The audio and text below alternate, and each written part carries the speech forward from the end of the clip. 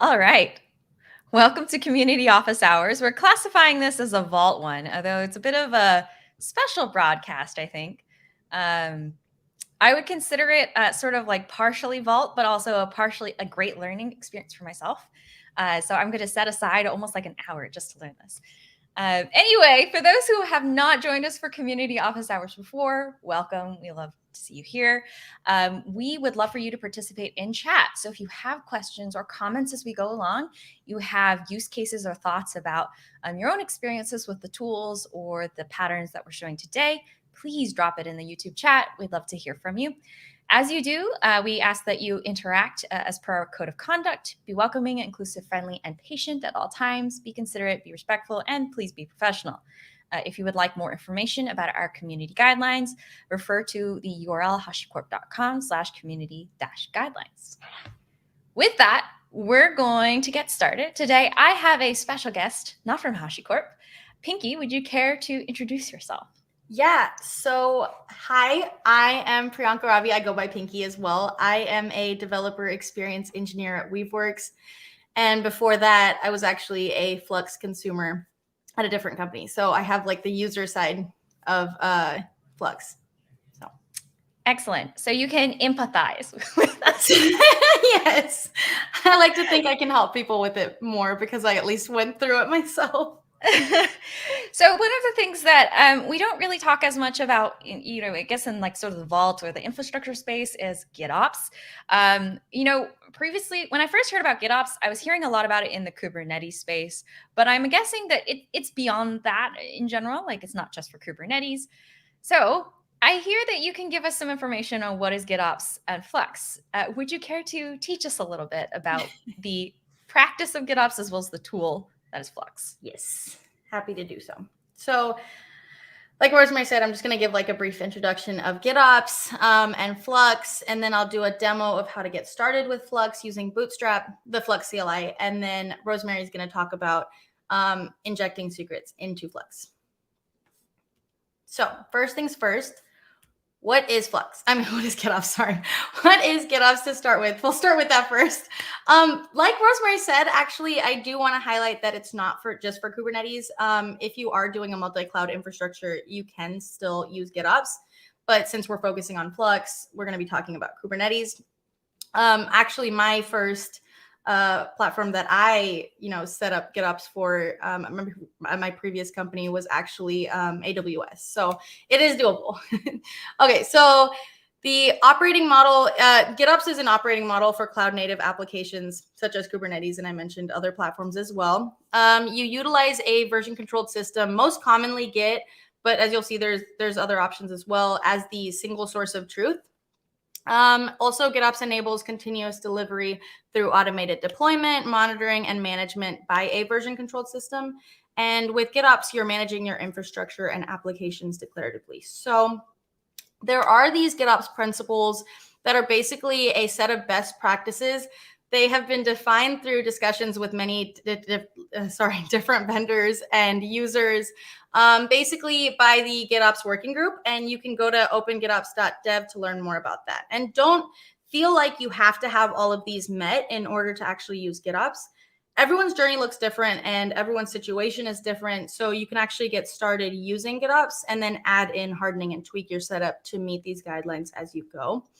The first one is that a system managed by GitOps must have its desired state expressed declaratively. So by having things written in code, there's a bunch of benefits that you get.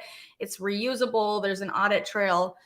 Lots of other good stuff there too. So the second one is that a desired state is stored in a way that enforces immutability, versioning, and retains a complete version history. So there's no sneaking in a change. There's all the audit requirements are met through this too.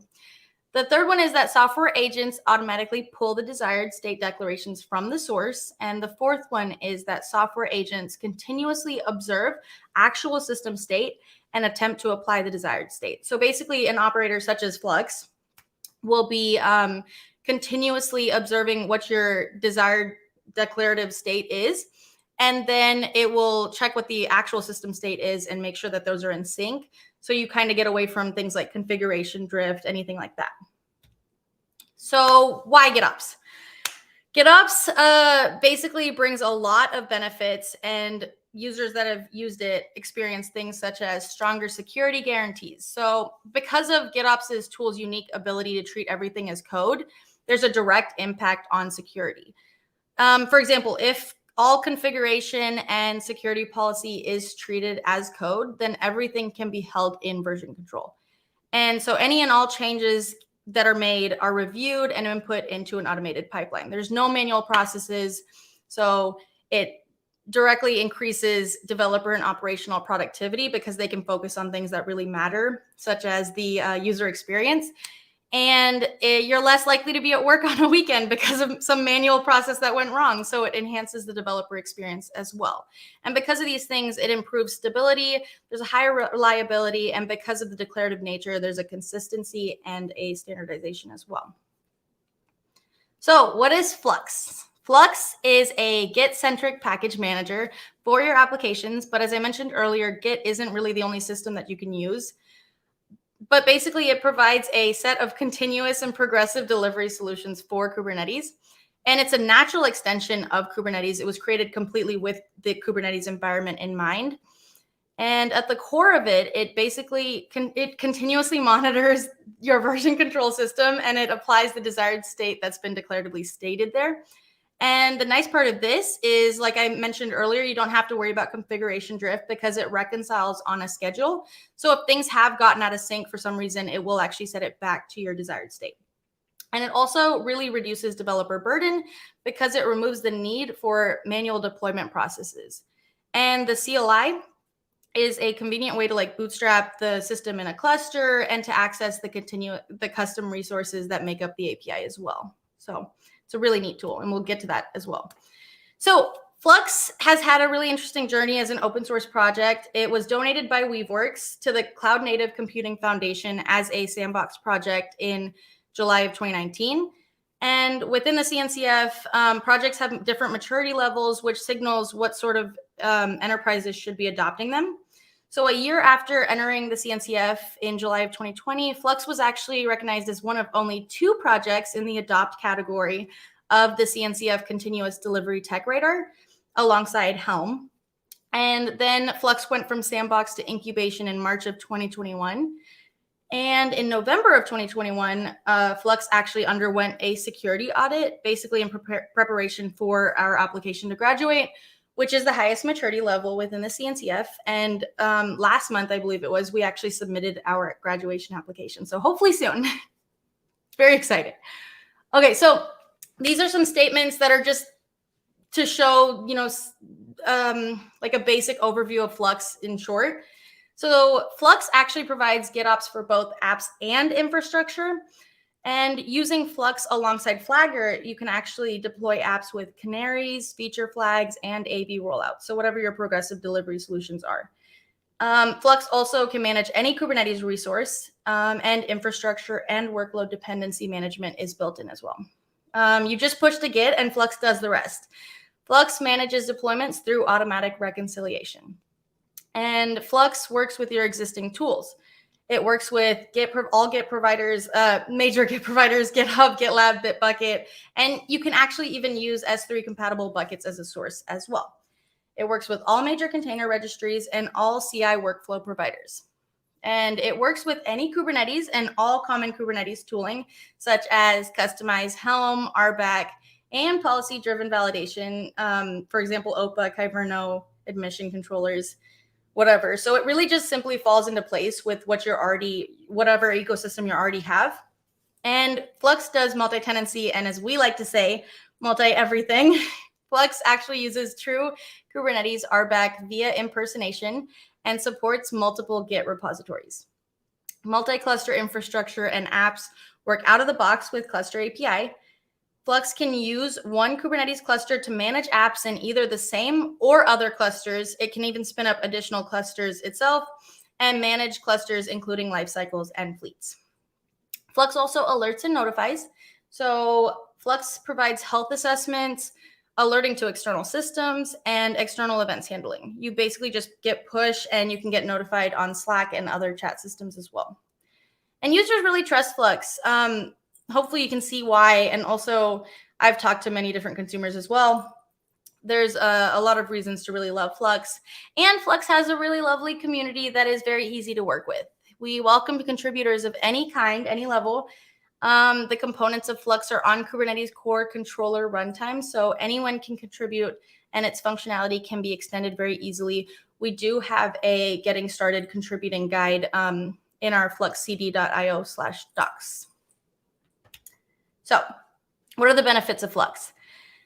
Flux reduces developer burden. You don't have to worry about the kube control issue of kube control versions to be able to interact with the cluster because you don't have to do all those manual steps. It's also very extensible. It's really versatile. It works with existing tools that you're already using within Kubernetes. It's flexible, modular, and because of the microservice architecture, which we are going to talk about in a second, you can really pick and choose what you want to use and tailor your own experience. So here's a brief overview of like the architecture of Flux. Like I said, it is a microservice architecture. It is a set of Kubernetes controllers. And if you're not familiar with controllers, a controller handles the lifecycle of objects in Kubernetes. What should be done when an object is created, updated, deleted, etc. And basically, like a brief overview of what the controllers actually do. The source controller fetches resources and stores them as artifacts. And then the customized controller actually applies those manifests and it runs manifest generation using customize in the background too. The Helm controller does a deployment and management of Helm charts. And the notification controller specializes in handling inbound and outbound events through notification dispatch. And then the image controllers actually work together to update a Git repository when new container images are available. So I didn't have a chance, obviously, to mention all the tools that Flux works with, but it works with a lot of tools, and these are just a few of them. So whatever your current setup is, there's a high chance that it will just fit very nicely with whatever you're using. And then why I really love Flux is that it makes life easier. It gets rid of all those manual steps. And from my own experience, it really simplifies the whole process. And then multi-tenancy is super fantastic too. I actually set up multi-tenancy at my last company as well. And we really found it very easy to set up. And we were using soft multi-tenancy, so you can keep up with your namespaces that are created and stuff like that. Depends on is a really cool feature as well. If you have, say, a database that your app relies on, so you need it to be stood up first, you can actually take advantage of depends on and say that the database needs to be fully stood up before your app stands up, which is really cool. So you won't get those weird errors. And then Helm integration is very awesome with Flux. It's really like they go hand in hand together. So that's really easy to get started with if you are using Helm, which I recommend using Helm. Helm is awesome. And then also notifications and alerts are really easy to get started with in Flux too. You can get notified if something goes wrong, or you can get notified every time a change goes out to production, whatever you really want. And then bootstrapping, like I'm going to show in a minute, is a super simple way of getting started with Flux. And the CLI is probably one of my favorite CLIs because it really gives you a complete breakdown of what the command is about to do, gives you a ton of examples of ways you can run the command, and I really like it. It's very user-friendly, so even if you're not familiar with Flux, you can just kind of play with the CLI and you can keep doing help commands and it'll kind of like guide you through it, which I really like. So yeah. And before we move on to the demo, are there any questions? I just noticed there's a bunch of comments. Yeah. There are a couple questions. So let me like remove the screen share for a second, and that way we can post a chat about some of these questions. So the first question is, how about controlling instances on AWS? Could you install an agent that detects the changes that were done, not with infrastructure as code, but manually? So is there a way that there's like a Flux controller that I would deploy and it detects any changes for AWS instances, for example, and reflects that back into Flux somehow? So there is a Terraform controller, which can manage things in AWS, but it's actually pretty new. It doesn't come with the Bootstrap, so you'll have to add it on itself. And it's a really cool controller, actually. So you can manage your Terraform resources that way. I'm trying to think. I have actually used TFE myself at my last company to kind of do management of resources like this. So I think I'm actually doing a presentation next week on the Terraform controller at our meetups if you want to come learn more about that. So that is a good way to use Flux and manage that as well. Yeah. Does that answer that question?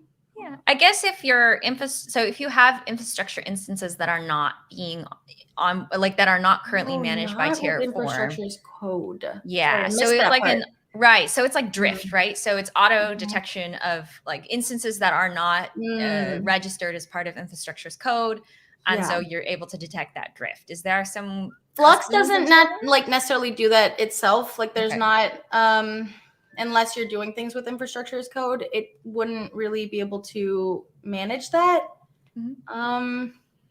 Yeah, it'd be interesting to I'm trying to think if there's like a solution I can think of off the top of my head, but yeah, I'm blanking. It's okay. I guess not necessarily AWS instances, but maybe Kubernetes resources.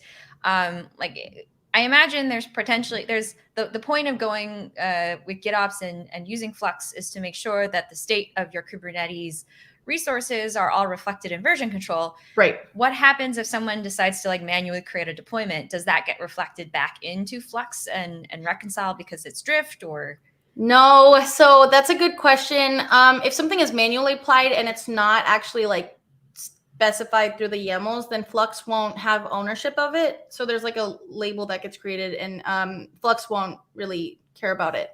So it won't delete things if you manually create them, but it will make sure that it stands things back up if they do get deleted, if they're supposed to be in the desired state. Got it. So, okay. Yeah. Interesting. All right. So we have a second question. Does Weaveworks actively participate in Flux development? There's the first question. So maybe we'll start with that. Yes. The answer is yes, very much so. Weaveworks is an open source first company. Basically, that's the mindset. And so Flux is definitely a big part of what we do. And we do offer support as well if needed. But yeah, Flux is a big part of what we do still. And we're very involved in getting it graduated and stuff like that as well. And second, considering there's a newer or an existence of Terraform controller, and in some of the other, and there's been some POC work between SMI, et cetera, Flagger console. Have there been any requests from the Flux community to support HashiCorp Nomad? I don't know. It's interesting. Yeah, I'm not sure if there has been. I know that it's not really, I don't think it's in the works currently. So if that's something people want, then maybe we'll take a look at it. But I don't think it's like currently being looked at. Got it. I guess one thing out of curiosity, is there a way to run Flux outside of Kubernetes, or is based on Flux's architecture, you showed there's a lot of controllers involved. So is that heavily dependent on the Kubernetes? Yeah, it's built entirely with the Kubernetes ecosystem in mind. Okay. Because it uses like Kubernetes controller, cluster API. Yeah, it wouldn't work outside of Kubernetes. So you can use it on EKS if you're using AWS, but still Kubernetes. Got it. Okay, cool. I think that's, I think there was like one more question that I had as we were going through this. So one of the questions that I get quite a bit is like, whenever we move to this infrastructure as code, or we build all these configurations using within version control, we have to do all of our operations in version control. What happens during a break glass scenario where I need to like go in and do something really quickly just so that something's back online? Yeah. So I got this question a lot back at my last job, actually. So because it's in Git, because you're using something such as Git, you can actually just revert things in the repository itself, and Flux will pick it up within whatever the interval is, right? Like maybe a minute. You can even reconcile it manually. I'll show that as well, but it's very easy to do things quickly. And I think that's the whole benefit of GitOps, is that when things are broken, you get things fixed so fast and so much quicker. That's how all of this actually started, was there was a production outage, and using GitOps, it was super easy to get back up and running. So that situation is pretty easy to fix. And then also with the customization controller, if you have a customization sync set up, then you can actually suspend it. So if there's like a change that went in and it hasn't actually taken effect and you realize something's wrong, you can actually suspend the controller, the sync, and it will not make any changes. It won't take any changes, which is good too. So I suppose another commonly asked question that I've heard from folks, at least in the GitOps space, is what about testing? Like, where does testing fit into all of this? Yeah, so I don't think it's like, I don't think we have like hard stances on this necessarily, but I can tell you kind of how I did it at my previous company, where we had a separate config repo for all of our manifests to be moved to. So we would have a source repo, right, where you just do all your make changes, you do your reviews with your team and everything, and then Taylor, sorry. And so then you basically have a pipeline there. So we were using GitLab. We had a GitLab CI pipeline, and it runs all the tests. It does all that. And then we had a stage in there that would actually request production, and it would open a merge request to your config repo. And in there, that's where like you get your manager approvals. If you have like auditing compliance requirements, right? We did. So we had very strong requirements. So that's where the manager would make their approval based on like the tests. They can see like what the tests outputs were and everything like that. And then Flux would be listening to that repo. So that's kind of how we got around that, running tests. But I mean, even in your, if you do keep it in the same repo, I would say you should be running your tests in a pipeline anyway to get changes into production. So that's how I would do it as well. Awesome. One more question before we get to demo. Someone asked if it supports import export. Now I'm guessing this is the import of existing Kubernetes resources into Flux management, or I guess like an export of, I suppose, the resources, so Flux can continue to like export of resources to version control. Yeah. So I think the way I understand the same way as you do, but I would say if the resource already exists and then you create a YAML of it, the exact instance, and tell Flux to listen to it, it will just take over ownership. It won't like break anything. It won't freak out about it being there. It's pretty plays pretty friendly with things like that. Cool. Okay. All right. So let's get into demo. Tell us a little bit about what we're going to be doing today and the code that we're going to be deploying. Yeah. So I am going to basically in this demo show you how to bootstrap using the Flux CLI. And the bootstrap command will get you set up with Flux. It's a really quick and easy way to get it up and running. And then I will actually show how to create a new tenant using the CLI. So if you're doing something like soft tenancy and are managing separate namespaces and things like that, that's what this command will do. And it'll actually create a new namespace, a service account, and a role binding as well.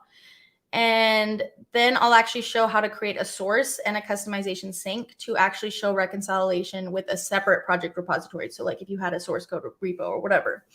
So let me go to here. And so I will go here and I'll show you that this repo doesn't exist yet, this Flux demo repo. No magic behind the scenes. I'm not making this up. So we can run the bootstrap command. So first, I just want to show how, is this big enough, do you think? Good. Hopefully we'll see. So I just want to show how awesome this CLI is. Is this good? Any comments on? Maybe go one more just in case. Okay. All right. So okay. So the bootstrap, what it tells you right at the top, like what this command actually does. So like I said, the bootstrap GitHub command creates the GitHub repository if it doesn't exist. I don't think I said that, but it does that. And then it actually commits the toolkit components manifest to the main branch. and then it configures the target cluster to synchronize with the repository that it just created. And if the toolkit components are present on the cluster, the bootstrap command will actually perform an upgrade if needed. So it'll upgrade to the newest version of Flux. It'll update all the images and stuff like that, which is really neat in my opinion. So, and then, like I said, there's examples here. So if you are new to using it, you can actually just like copy paste one of these commands and just input your info into it. It tells you all these different situations, like for whatever you want to use it. I really love the CLI. As a user, this CLI was super easy to get started with. And so I really appreciate it from my time, managing Flux. Okay, so this is the bootstrap command we're going to run. So we're going to bootstrap into a GitHub repo called, under my own repositories, called flux-demo, as you can see here. And I'm going to make it private, and we're going to tell it to input all these files that it creates into this path, clusters/my-cluster. You can call it whatever you want. I'm just keeping it simple here. This is to also say that you can have multiple clusters managed in this way, but we're going to call this one my cluster. And I'm actually running this on Kind. So I've actually created a Kind cluster and bootstrapping onto that. So you can actually install the Flux CLI from Brew. If you're on a MacBook, there's if you're on Mac OS, sorry, not specifically a MacBook. And then also if you're, there's other ways to install it as well that you can find in our documentation. Okay, so that's stood up. And in here, we can actually run a get pods on the namespace Flux system, which was actually created just now too. I will show that in a second. But I just wanted to show that these controllers get stood up in this whole process. You can see that they're running. So these are the 4 that I mentioned earlier when I was going over the architecture: the Helm controller, the customized controller, the notification controller, and source controller. You might notice that 2 controllers are missing. The image controllers actually don't come default bootstrapped, but you can run an additional command if you rebootstrap, and they'll be added if you want to take advantage of using those as well. So now I will go and show the repo that was created. Yeah, so you can see now the repo exists, and there's a path called clusters, my cluster, and specifically Flux system. So within my cluster, the namespace that it created was Flux system. So Flux system is the namespace that gets created to house all of those components and stuff like that. So in here, you can see that this is standing up the namespace. This is a really big file. It has all of the CRDs that are needed for Flux. It has all of the components. So all of the controllers all are listed in here. This goes on forever. And it's basically everything that gets stood up when you first bootstrap Flux.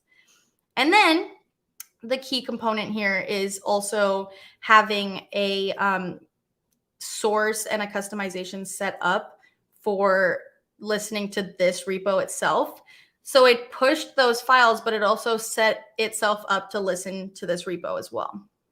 And just as a quick clarification, for those who are not as familiar with, Kubernetes package management, can you explain what a customization is? Yes, I actually was just about to get to that. I'll get to that first. So this is where it could get really confusing because we call it the customization controller. And there's a lot of back and forth on whether it should be called that. The reason it's called that is because it is looking for a customization.yaml. So if you're common Kubernetes customization.yaml, basically what it does is you can tell it what needs to be applied. You can specify certain files. Let's say there's additional YAMLs and you don't want them to be listened to, or you can use base repos and build off of those. There's a lot of things you can do with customize. So the customization controller is actually looking for if there's already a customization.yaml set in your repo or the folder or whatever location you tell it to go to. And if there is, it'll follow the instructions in here. So it'll apply whichever files or, whatever resources are listed in here.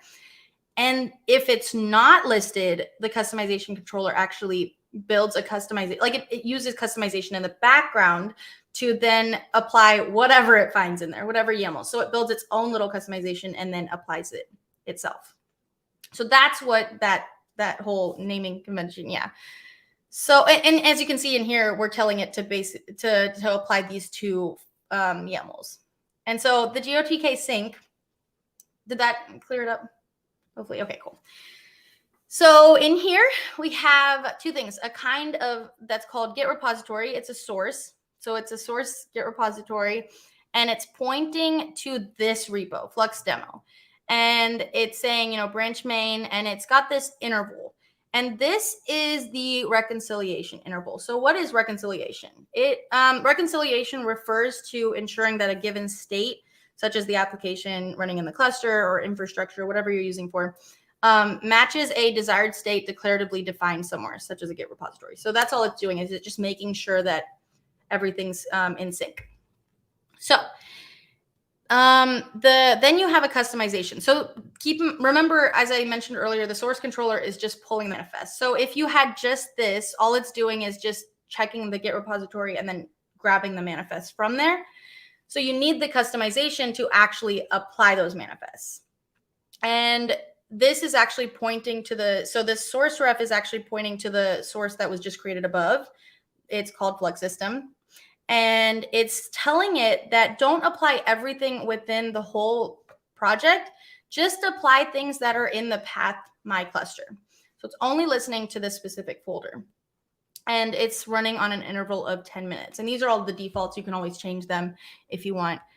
And that's what the Bootstrap set up for us.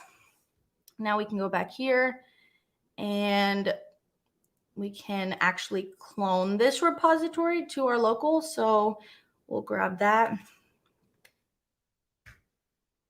cloning it, and then I'm going to CD into that folder, and I'm going to clear so it comes up to the top. Okay, so I'm going to make a new folder called under my cluster. So still under the same cluster, but it's called test because we're going to be creating a new tenant, new namespace called test. So I am going to run this command, and it is using the create tenant subcommand. So I'm telling it create a tenant called test. You can, with the namespace test, you can actually change the, like if you wanted different names for some reason. I like keeping them the same for my own sanity. And this export is actually really important. If I did not have this export flag, it would just create the tenant, no questions asked, but it would not be pushed to a to a version control system, right? It would just be created and there. And so with this export command, it's actually not going to create the tenant. It's just going to export the YAML into whatever YAML you give. So in this case, rback.yaml, so that I can actually push it to Git and then let Flux stand it up so that it's all managed. So I'm gonna run that, and then we can cat that file and look at what's actually there. And as you can see, it's creating a namespace, and then it's going to create a service account and a role binding to actually be able to do the reconciliations it needs to be able to do if you create sources and stuff like that. So I'm going to add this. Oh, that was 3 M's.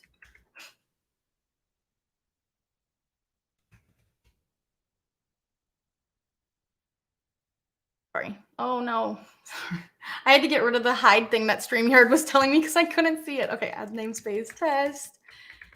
And okay, push. So that's now pushed to the repo.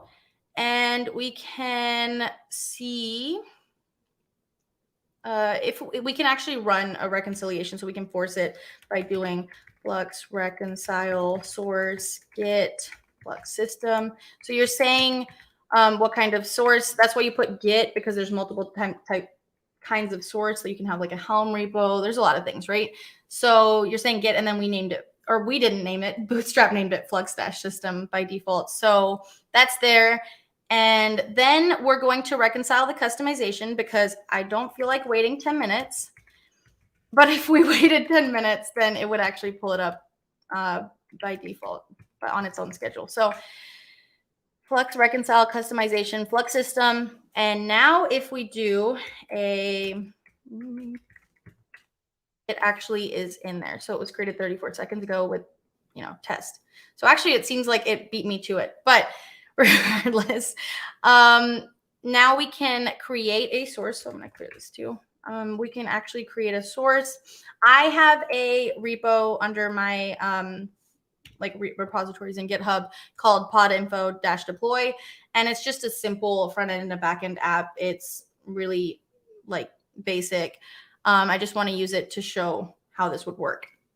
So I am again running export, and if I didn't run this export, it would actually create the source, but I want to push it to GitHub. So I'm going to run this, and I'm telling it specifically to create this with an interval of 30 seconds. So that's a key too. And then I am going to then create a customization. And again, I'm going to tell it to run on 30 seconds. I'm telling it which source to look at. And now if we look at the YAML that was just created, it's very similar to the one that I showed earlier, but now it's just pointing to this pod info repo. And now I will push it.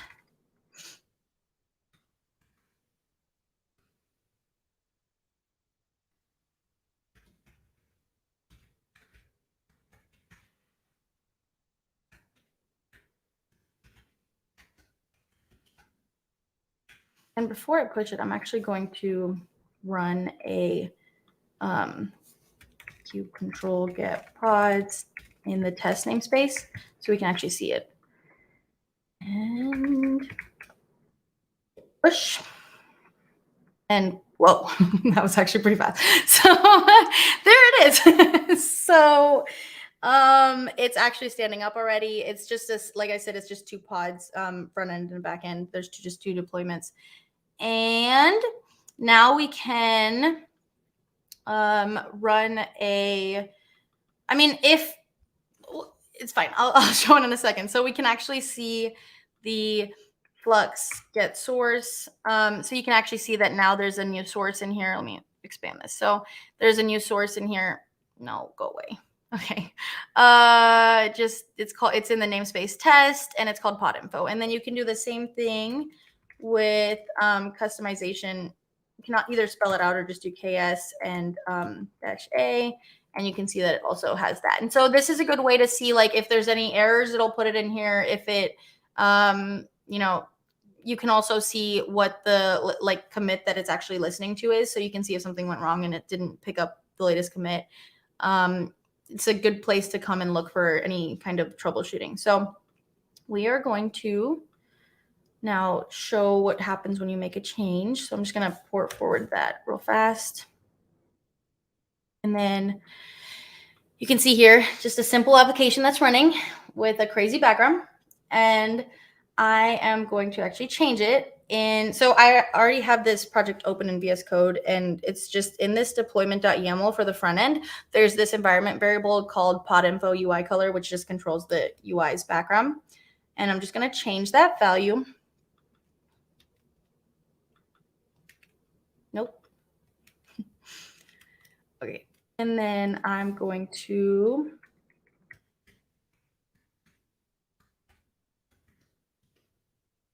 you can see I've done it so many times before. And git push. Okay. So now if I go back to the terminals, we can either wait for this change to take effect, or we can run a Flux reconcile customization with source. So I actually showed how you can run them separately, right? But there's actually a command that you can run that is much simpler, and it does both. So if you run Flux reconcile customization and then add the flag -- with source, it'll first reconcile the source and then the customization. Makes it easier. So as we can see, it is creating a new one. Give it a second to stand up. Yeah, there it is running. And it's terminating the old one. So there's no downtime either. And then let me just rerun that. And if we go here, the background has changed. I didn't even need to refresh. Okay, so that's a very simple way that it does that. And then lastly, I want to show what happens if for some reason there's a bad actor that does something that they shouldn't be doing. And if they actually go in here, and I'm going to reset that so that we can see it fresh. Actually, I'll just clear it. And if they run something like delete the deployment, it's deleting. And then if we give it like, actually, yeah, I was gonna say if we give it 30 seconds, it'll be back up, but we could have also done the reconcile. But there it is, standing back up, which is awesome. And yeah, so that's all I really wanted to show, like a brief intro into all of that.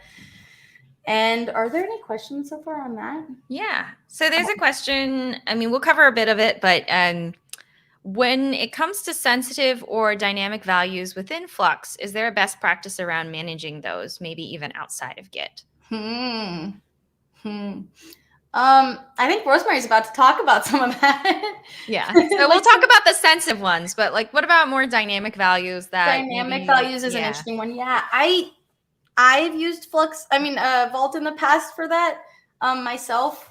And so, so Flux itself has a basic secret of the deploy key, and it's not necessarily a dynamic secret. So for its own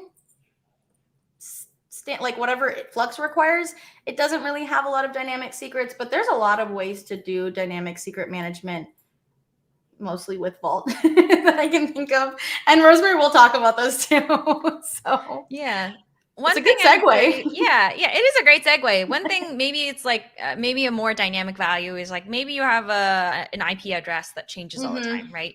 It's maybe something outside of Kubernetes, but it changes a lot. Yes. And you don't want to have to commit like a new IP address to version control every single time, right? Yeah. Is there a way that a Flux would handle something? Is there a recommendation or a pattern that allows Flux to handle that kind of dynamic value? Itself, no, other than like what you said with SOPs. Other than SOPs, Flux itself doesn't have any like hard recommendations on things like that. Okay. Yeah. All right. Cool.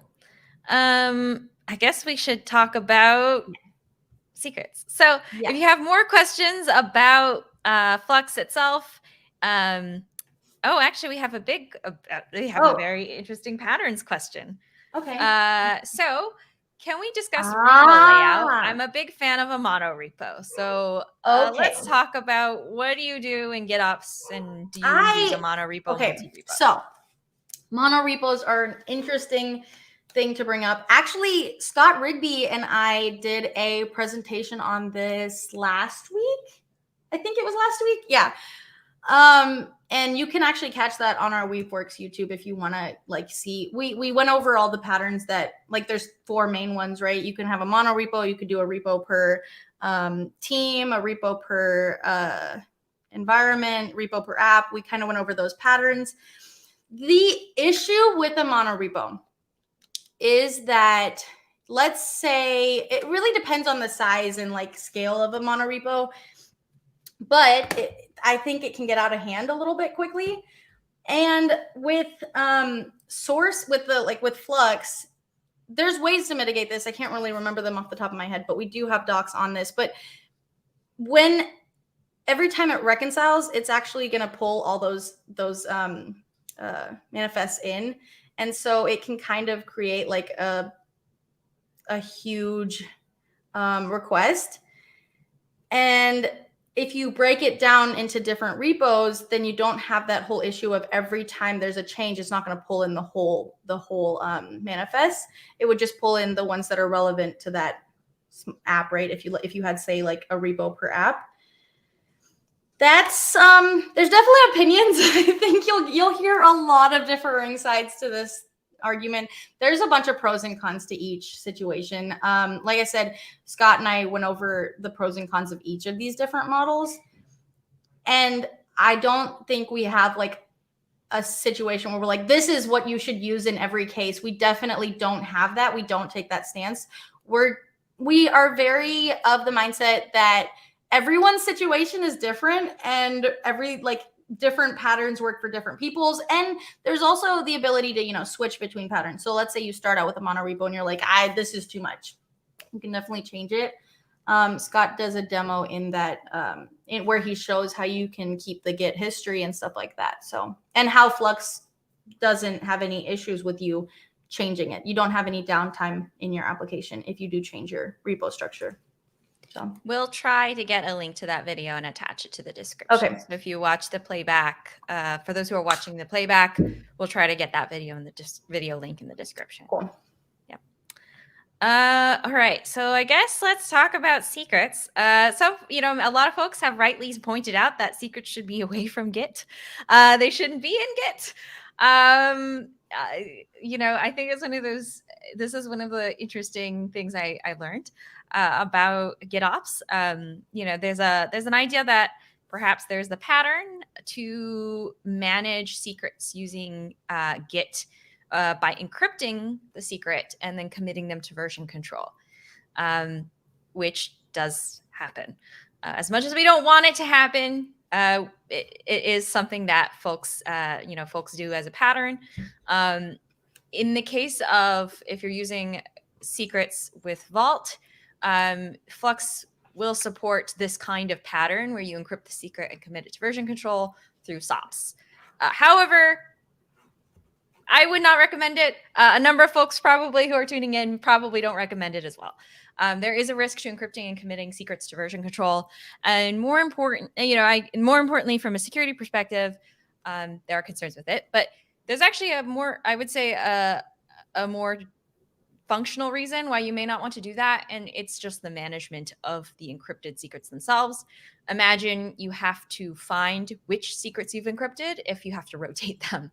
And if you have hundreds of repositories, lots of code, lots of folders, many files with the encrypted secret, you'll have to go and find which secrets correlate to what applications, rotate them, etc. So there's a management overhead to it as well. So what we're going to talk about very briefly, just as a note in terms of practices for all of this, is how do you dynamically inject secrets into services? You can still use Flux and you can still use Vault, but what you don't need to do is encrypt the secret and then commit them to version control. Next slide, please. Okay, so the recommended approach for Vault on Kubernetes, when you're on Kubernetes, is to use a file-based secrets injection approach. And if you're not as familiar with this, we're not going to go through any demos today. There is a blog write-up that has all of these details. And if you want to refer to that, I'll drop that in the chat. But the idea behind this is that you do not want to use Kubernetes secrets maybe because the Kubernetes secrets show up in plain text. You're not completely confident that your role-based access control in Kubernetes will sufficiently protect those secrets and limit the access to them. So you omit the use of Kubernetes secrets by using file-based secrets injection. So in the case of Vault, what this means is that you either use the Vault agent or the Vault CSI provider. And what this will do is inject the secret into the application into a container volume, and the application reads from that container volume. Now, if your application already reads from a configuration file, for example, this is a pattern that is, from a refactor standpoint, not that much overhead. For example, if you're using like a Spring Boot application and you're reading from application.properties, it might not be that much of a change to say continue to read from application.properties, but you're going to be reading from a different application.properties file from a container volume. And in which case you get the benefit of Vault retrieving and constantly updating that configuration file if the secrets get rotated on the Vault side. So if you're not as familiar with Vault, there are a lot of other resources. Let me know. Feel free to message me, reach out to me about getting started Vault resources. But for those who are familiar with Vault and you're using it to rotate and manage your secrets, this is the recommended approach. Use the Vault agent or the CSI provider. Use this file-based approach to create a file with the secret localized to the container volume and then read from the application's mount it to the application's container, read it from the volume. It reduces the errors of sorts when you have a secret that's revoked already or has reached the end of its lifetime. So it handles the dynamic secrets pretty well. And you don't need Kubernetes secret and you don't need the RBAC permissions on the secret. So that's the recommended approach. Now, I recognize that this is not always practical. So Pinky, next slide. This is just a discussion on the Vault Agent sidecar injector. If you would like to know more about the workflow, again, I'll refer to the blog, but if you could pass through this slide and the next one. The next one is more important. There is, as I mentioned before, something called the Vault CSI provider. A number of secrets managers are standardizing on the Secret Store CSI driver interface. The idea is that these CSI driver interfaces allow you to create something that's called a secret provider class in Kubernetes. And that secret provider class declares the type of secret you want to extract and where you want to extract it from within a certain secrets manager. So in this case, we have something called the secret provider class for Vault. And it allows the Kubernetes controller for the CSI secrets store CSI driver to reference Vault's CSI provider and retrieve the information you need from Vault. So it's a pretty multi-step workflow, but underneath it all is handled through the Kubernetes controllers. So the idea is that if you have an application, the application doesn't reference, let's say, a config map or a Kubernetes secret anymore. It's instead referencing the secret provider class and mounting the volume from the secret provider class. And then what this will do is trigger the event for this Vault CSI provider to retrieve the information. You can allow the CSI drivers to synchronize the secrets if you want to. So anytime it's auto-rotated, then the provider will auto-rotate it on your behalf as well. So this whole workflow is the one we're actually going to be focusing on today, because if you cannot do a file-based approach, meaning you can't use this container volume approach because you need to absolutely use Kubernetes secrets, which I understand a lot of tools have standardized on the Kubernetes secrets interface, then next slide, Pinky. You can use this alternate approach. This alternate approach is using the CSI provider, but there's a feature within the CSI Secret Store CSI driver ecosystem called Sync as Kubernetes Secret. What this will do is it will write the secret to a container volume, but it will also write it to a Kubernetes secret. Now, again, caveat to this is that if you're doing this pattern, you should secure your secret using Kubernetes role-based access control, make sure not everybody's accessing it.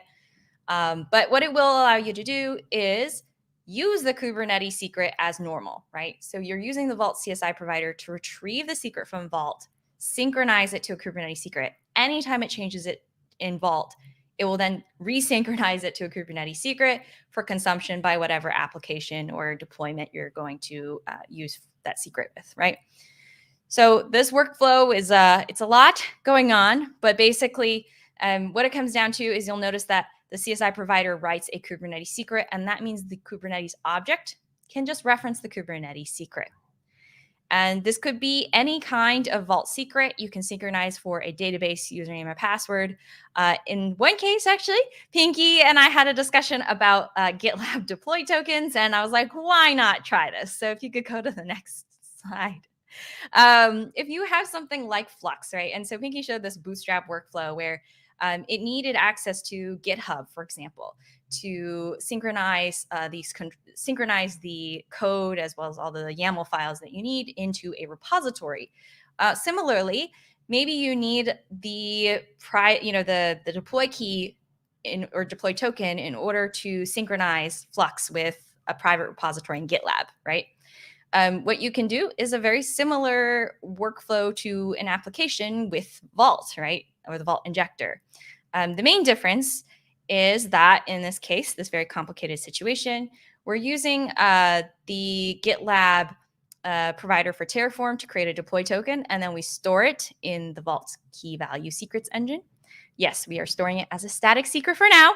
Part of this is that there is a community. I believe there may be a community secrets engine for GitLab, but just for going with whatever's stable and supported, we ended up using the GitLab provider for Terraform for this. So the GitLab provider for Terraform creates a deploy token, stores it into Vault's key value secrets engine into a static secret.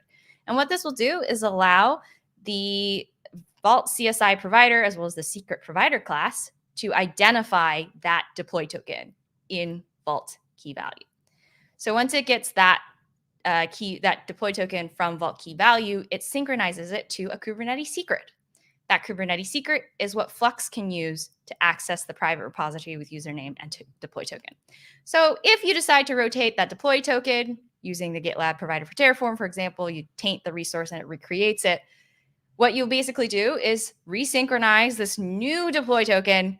Flux then uses the new deploy token via the Kubernetes secret. And using this approach allows you to use the existing interfaces of a Kubernetes secret without needing to refactor for file-based injection. Because I know not all applications and not all Kubernetes objects will allow you to do something like injection. However, they all pretty much, for the most part, standardize on the Kubernetes secret interface.